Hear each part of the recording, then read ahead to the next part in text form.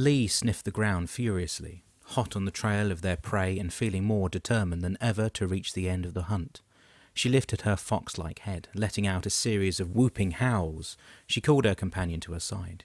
Kriers was there in an instant. He too picked up the scent Lee had, and he began to chatter and cackled excitedly. Lee led the way, her long legs giving her a wide gallop, Kriers scuttling after her. They ran through the town one after the other, crossing busy roads and leaping over cars and over the heads of the people in the town, all of whom were completely oblivious to their presence. They skidded to a halt outside a block of flats. Lee lifted her head high, sniffing the air with lips curled up, revealing sharp canine-like teeth. Kriers skulked beside her, hissing through his needle teeth as Lee stood rigid beside him with a paw lifted. "It's here," Kriers hissed eagerly. "It's very close now."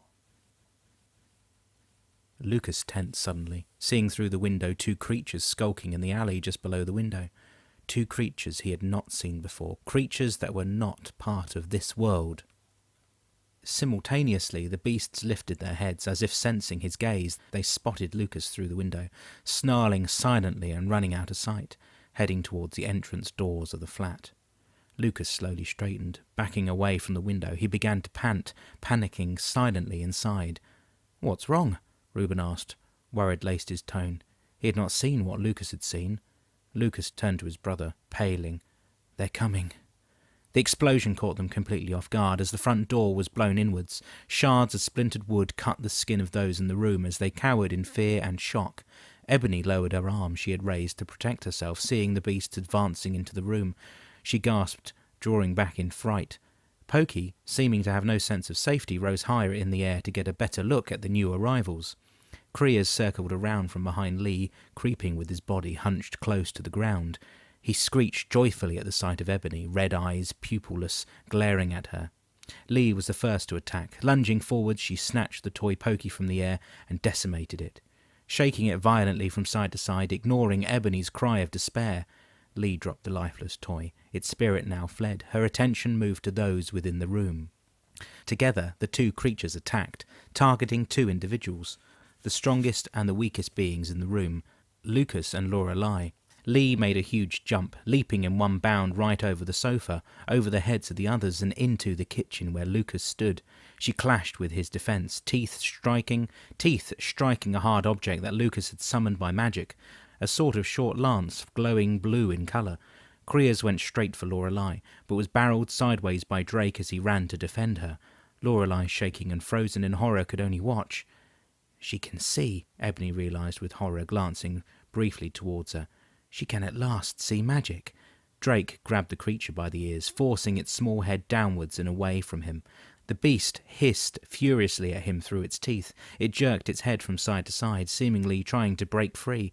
The creature began to spin, turning over and over again in circles, trying to free himself from Drake's grasp.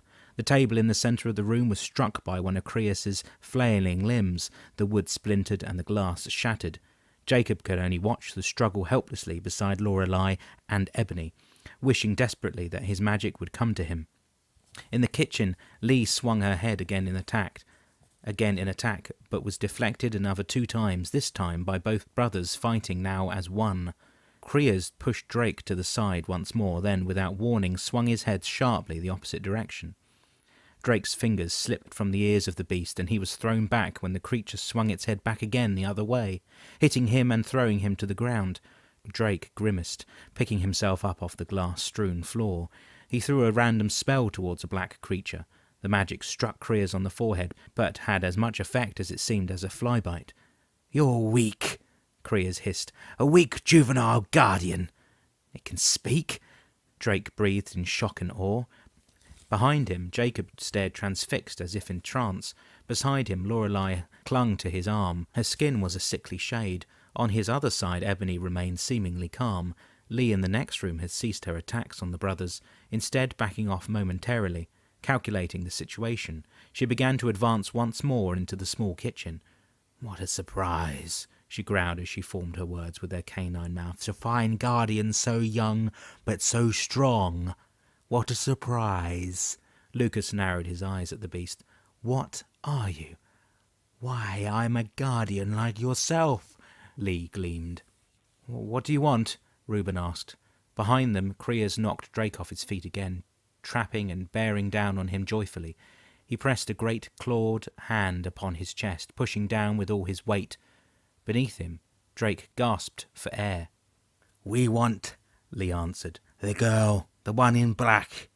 All eyes in the room turned to Ebony.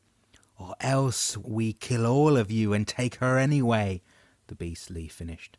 "We start with this one," Krias hissed, glaring down at Drake, who continued to struggle helplessly beneath his grasp.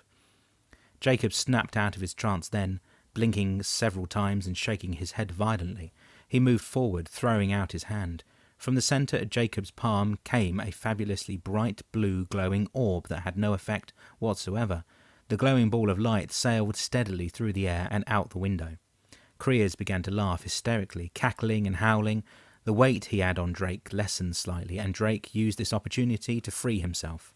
He grabbed a shard of glass from the broken table that lay beside him, holding it tight and ignoring the pain as its sharp sides cut his palm. Slashing wildly at the air above him, he cut Krias at the throat, sending the beast rearing up in pain and shock as blood spilled to the carpet. Caught by surprise, it retreated, Drake now able to rise to his feet, holding the shard before him like a weapon. Blood dripped to the floor from between his fingers, but he paid this no heed. "You will pay for that," Lee growled as Krias, surprisingly silent, curled up into a ball, nursing his wound carefully and trying to stem the flow of blood. "You will die now," Lee threatened. "All of you!" Lucas made a sudden move, flicking back his jacket and plucking from the waist of his jeans a miniature round device, small enough to hold in your fingertips. Lee tried to stop him, but her snapping jaws just missed his arm by centimetres. The device struck the floor and exploded in a cloud of thick purple smoke. Lucas darted past the beast Lee, coughing and spluttering, and into the living room where the others were, and grabbing just before he left the kitchen the first and only weapon that came to hand. "Ebony!" He struggled to fight through the smoke, trying to find her, swiping at the air, stumbling. "Ebony! I'm here!" Something grabbed him, something with claws. Lucas instinctively struck out with his weapon and stabbed. It let go of him, hissing like steam coming out of a vent.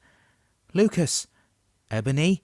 He turned, seeing her there before him. Drake was on his knees now. He lifted his head, hearing the sound of breaking glass. Lucas put his arm around Ebony and leapt through the window. "Quickly!" Lee called to her companion. "They're escaping!" The smoke was still thick, though it was dissipating now. Krias scanned the room, one claw hovering over his left shoulder, over the wound. The brother Reuben still remained in the kitchen. Jacob stood away from the creatures near the corner of the living room, and Lorelei remained frozen where she had been. But two of them were gone, the strongest one and the girl in black. "They're escaping!" Lee howled. "Hurry, Krias!" One after the other, the creatures crawled through the broken window after them. The next Reuben looked up, the smoke was almost all gone, along with the two creatures, Ebony and his brother.